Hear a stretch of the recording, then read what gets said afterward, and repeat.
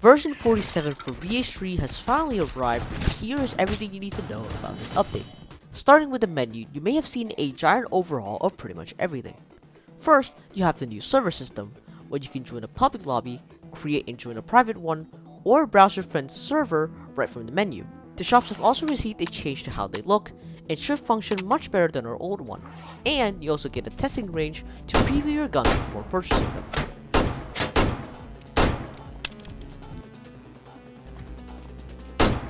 We have more customization for our characters, and as a summary, you get much more options like face shading, makeup, and more options to customize your eyebrows, mouth, and even editing your vampire skin features. For example, you can choose the skin color in a horn variant for the devil skin that were previously in 2 different variations. In addition, you also get 3 more outfit slots totaling up to 6. We also have player banners where you can customize your background and your title. These will be shown when someone hovers over you in game, when you get MVP, or just above your character in the end pose. Wait, why is he like that? I want to also mention that some clothing items or banners will be level locked and potentially some being rewards for earning badges, but I'll let Red cover that in this video. The settings menu has been improved, and now you have more particles you can toggle and an option to make leading a toggle instead of holding Q or E. And the most exciting part, training mode. This will act as a tutorial guiding new players through how to play each role and learning the basic controls and concepts in the game. Now that the menu is done, let's get into the game itself. The in-game loadout menu has finally received a long-awaited change, and you can now equip perks, skins, and change gun sights right in the game. And you can also save and load up to 6 of your loadouts. For each category of items, there's now a search bar if you're blind like me and can't find a certain gadget sometimes. And another very important thing is that you can no longer equip 2 healing gadgets at the same time. Now, going into a match, you're going to notice the new game intro, which is just a slight polish after we've seen this screen for about 4 years. Back to the actual game, the health UI looks slightly different and can have a blue circle indicating your body armor durability. Stamina has also been reworked so that the regeneration rate is super duper fast, and while running out of stamina, a sweating overlay will appear. Additionally, sprinting now increases your FOV by a little bit, and this can be toggled in the settings. Controls have been moved into a menu and can be shown by holding K. There is now also a new UI for essentially every single action and also new sound effects for them, but your items should still behave and function like normal. A very important thing you need to know is that the escape UI has been changed, so now it's as fast as the old escape UI. But due to it being easier to escape, the requirements has been raised to 8 keys instead of the usual 7. Moving on, the chat looks slightly different, and there will be this white circle to the left of your own messages, and you have a chat bubble above you. Additionally, when there's only one survivor left, the vampire and the survivor will receive their own messages in the chat. Although it's mostly cosmetic, it is only there to add that little bit element of horror for the survivor. To the top right, there will be a tab menu where you can see the game mode and who's alive. And if you discover a dead body, the menu will update for only you, along with a chat message that you found the body of that person. Active effects with their buffs or debuffs now have a new look and have a circle indicating how long it lasts for. For the interactions, if you saw the sneak peeks, they now snap to objects instead of you having to aim an invisible cursor. You can now block doors with props. This allows you to stall an enemy in a chase, and they can only get through after breaking the door itself. For moving mechanics, leaning while crouching is now possible, so now you can sneakily peek around corners without exposing half your body. Spamming punch now has a new combo animation. Holding shift and then pressing Q or E will make your character sidestep towards that direction. And sliding into fragile objects like damaged glass or cardboard boxes will now break them. Now, I've seen a lot of discussion about the down mechanic, but you mostly don't need to worry much about it. You can only get down from things like fall damage or team kill damage, and the main methods of killing for the vampire like abilities or biting are not effective whatsoever.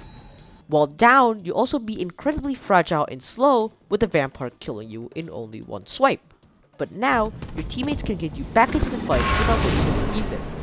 But if they have one, they can use it to revive you faster, and you can revive yourself if you have your own. And the defense will not be used up. Additionally, you can also revive players at range with an epigun shot. You should also note that every player can only be down once a match, and if you have no teammates left, you just instantly die. The fruit nerf has been reworked, so now instead of the item taking longer to eat over time, items will take more bites to fully consume. That means your third item will take 2 bites to eat, the next one will take 3 bites, and so on. If you try to save the bites for later, then bad news, if you unequip a food item that has already been bitten, it will automatically be discarded and can no longer be picked up again. Also, if you hold right click with the food item, you can now press left click to throw the item, dealing 1 whole damage. Speaking about food, eating has now been assigned to left click, and offering food is now assigned to right click. In addition to that, there is now a new model for the bread, burger, and banana, new candy bar textures, cakes, hot dogs, and pizzas, as well as a chance for band-aids and vitamins to spawn around the map. Now let's move on to the perks section. First off, we have 2 new perks, Trade Medic and Team Tactician. Trade Medic allows you to use healing gadgets faster, which includes defib, and heal teammates for more, which also applies to the healing drone. Specifically, you can use the healing gadgets 40% faster, which is faster than quick hand at 30%, you heal teammates for 35% more, and heal yourself for 12.5% more. And we also have Team Tactician, which gives you small healing bonuses when you assist your team, such as healing, reviving, or performing escape assists. Fleeting has also been changed, so now you'll speed up when you take any amount of damage, and this buff scales with the amount of damage received. Viability now gives you an extra 25% max HP instead of a flat 25, and your HP will round up to the nearest 5th. This won't seem different when you're a survivor, but it will make a major difference when you're the vampire. Constitution has now been buffed to now reduce 75% duration of negative effects, and now disables bleeding entirely. For gadgets, we now have gadget levels, which you can gain by simply using them in a round. Don't panic, as they won't give any direct statistic buffs and are only used to unlock skins. For the gadgets themselves, we have the brand new Surge Glove. You can attach it to yourself or give it to others, similar to body armor. The unique thing about Surge Glove is that you can use it at any time by holding middle click, even while getting grabbed. For specific stats, it can heal a total of 55 health and has a regen rate of basically morphine on steroids. But unfortunately, that will be the only new gadget in this update. However, there are still some significant changes to the other gadgets that I need to go over. First of all, the stake nerf. If an impaled victim gets grabbed, the stake will immediately get removed. Secondly, Holy Water gains an aim assist and no longer has the issue of the ball bouncing around. Additionally, you can now press right click to splash it on yourself. This is for when you're blinded and therefore cannot aim. But it is now nerfed to only 2 uses, and additionally, if the vampire summons magic on the map and it gets disabled by Holy Water, the vampire will get a percentage of their ability charge back depending on how long the magic was on the field. Knife has received some new animations, and Stab Capture now only requires you to press 2 keys instead of reaching at least 50% escape progress. Night vision goggles are now removed from your inventory when used, and it will now only turn on when your flashlight is off. DNA Tester has received a small change, where people who pass the DNA test will be announced in chat. However, it has been nerfed for the vampire, so that you need 5 clues to reveal a survivor. But a new feature is that you can now hold right click with the DNA tester to place it down with a tripod and make it a DNA pod, which pings its own location when an enemy walks over the designated area. Drone has received a minor change where you now have a decreased jump height, and there's now a force cooldown for jumping. This is to prevent you from infinitely jumping and eventually flying out of the map. Net has been nerfed, making it easier to escape. And finally, players revived by defib will retain their gadget durabilities. The vampire gameplay has also received some changes. The vampire has a lock over their abilities at the start of the round, and has a new UI while grabbing someone. They also now dive higher, giving them more mobility to catch up to survivors. If they have not managed to kill anyone for a while because the survivors performing 9 escapes in a row, their next kill will have an increased time bonus, up to a maximum of 60 seconds after 90 seconds of no kills. Additionally, their stun gets decreased for every consecutive escape. For the abilities, similarly to gadget levels, we now have ability levels. Unlike gadget levels, ability levels are actually used to unlock the extra moves for the ability, besides the default primary and secondary. Back to the main stuff, Disruptor has received a new primary ability called Echolocate. When activated, you'll release a loud noise, and every survivor who is moving will be pinged periodically. And the survivors will see this icon above their screen telling them that Echolocate is currently active. Flight has been reworked to be slightly less overpowered, not only allowing 4 charges instead of 5. However, you can now use another charge in mid-air, and your charge won't be used up while you're gliding. Bat Swarm has also received a buff, allowing you to have a maximum of 7 bats at your disposal instead of the usual 5. Diamond Skin has finally received some new abilities, including 2 new primaries, Crystal Bomb and Spike Pad, as well as a new secondary Crystal Shield. Crystal Bomb, well, explodes into a bunch of spikes, impaling any enemies nearby. Spike Pad will spawn a pack of spikes that damage enemies for 5 health each tick, similar to Firewall, and the spikes are also destructible. Crystal Shield will allow you to hold a Crystal Shield that blocks mostly projectiles but not melee. It also doesn't cover your back, and you can still be shot from the top if you're not careful. However, when the shield breaks, it will slowly regenerate back and you can use it again later. Infect has been nerfed so that the minion now received a heavy speed and jump height debuff, and this also applies to Infection Game Mode. If you infect someone using the primary ability, then they will be unconscious for a short while, so better conceal them before they get obliterated. Heat Sense now has a new secondary called Vestigrove. This ability summons an orb that will go towards a random survivor, even through walls, and speeds up when it sees a survivor. If it catches someone, it will deal damage over time to them. However, this orb is painfully slow when it doesn't see anyone, and survivors can still outrun it even when it sees them, but it's really great when you want a general direction of where a survivor is.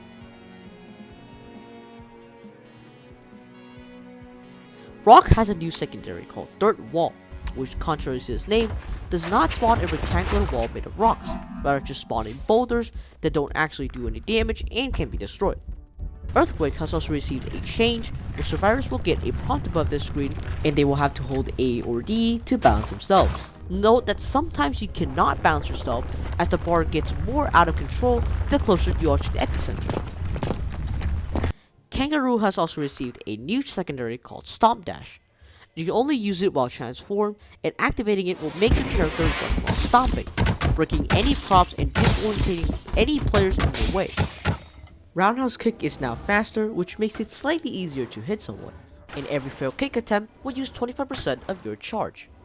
Super Jump has also been changed, so now you can only move upwards, but you can move at a slightly slower speed while charging, and you jump much higher now. Dissonant Whispers has received a minor buff, where if a survivor gets out of your sight, you'll still lock onto your target for a short while, but they won't take damage until you have direct line of sight again. You can now also move while using Whispers, albeit at a very slow speed. Volatile has received a new primary called Detonate, which allows you to charge up an explosion kinda like a mini self-destruct.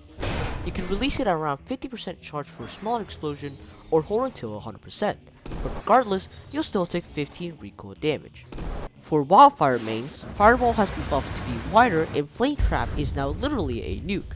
Huntsman's Bear Trap has been nerfed so that it is now significantly easier to escape. Decoy's Disguise now finally uses the vampire animation for the victim, and they can now finally pick up the gun again. Storm has Hailstorms changed to a secondary instead of a primary, and Tornado has been buffed to actually pull people in this time. Lightning Strike has been changed, so now you only need to stay still for half a second, and the lightning will automatically strike a couple seconds later. Finally, for Supersonic, activating Shockwave will now slow you down. The Hunter has also received more weapons to add to their arsenal. Let's start out with what everyone has been waiting for, a bolt-action sniper rifle. That's right, the Mosin is now the first sniper to be officially added to VH3. It has similar stats to the Hefner Special, with more ammo capacity and a much more forgiving recoil, and it's locked at level 400. For pistol users, we now have the Makarov, which has a decent fire and decent damage as most pistols do. And for A12 users, we now have the S12K, a very fast fire rate semi-auto shotgun, has 10 shells per mag, although having abysmal spread while hipfire. And for mini SD mains, a new starter gun called the SMP9 has been added, which has run 10 damage per shot, a decent RPM, and almost no recoil. The M20 has also received significant changes, now having a much higher RPM and reload speed, but with reduced damage. The Lumina punch duration has been decreased, only allowing for a maximum of 2 punches, but no longer cancels when you hit a prop. For the mechanics, when someone interacts with an ammo box, they will now ping the ammo box and a message will appear in chat. Vampires can also do this as well, but it will lose them 1 point. The hunter, or whoever has the gun, will be able to see this ping when they hold their gun out. For special game modes, we now have a new voting animation for it. So now you're given 4 game modes to choose from, and the game modes that nobody voted for will be removed from the pool. Getting into the actual modes, we have a new one called Deathmatch. This is essentially standoff, but you can respawn over and over again, and therefore this game will be replacing standoff. Similarly, all free-for-all modes will now allow you to respawn except for Battle Royale, and you'll keep your gadget's durability from your previous lives. Rogue Hunter has been reworked, so now survivors are actually unturned vampires that the hunter was sent to eliminate. After the initial 2 minutes of searching, the vampires gain all of their abilities and transform, turning it into an easier version of Hunter 9. Lumina Battle has received a highly requested change to nerf counterblocking. It now exclusively in this game mode consumes 75% instead of 50%, and your bar will not regenerate while you're blocking, making counterblock spamming much less viable than before. For all of you PvE lovers out there, I'm sorry to inform you that lockdown and interception will be removed from this update. Don't worry though, as they'll come back in the near future. Except for Battle Royale, because it sucked anyways. For maps, there is now a new texture pack for every single map, and a rework for Clark Underground Bunker and Zack Corpse. Nightfall Motel, Radcliffe Cathedral, Necrosoft Street, and La Pizzeria have all been temporarily removed and will return in a future patch with a new version. There were a few minor changes to Valley Ruin, Survivor's Hideout, a new passageway connecting the empty hallway to the garage and manor, and another breakable entrance to the secret basement area in the house. And that is pretty much it for version 47. I'm very excited for you guys to try this out, and I'll see you guys in the next video. It's not meant to do that. You put a giant, Zach, you put a giant block over the drone and called it a day.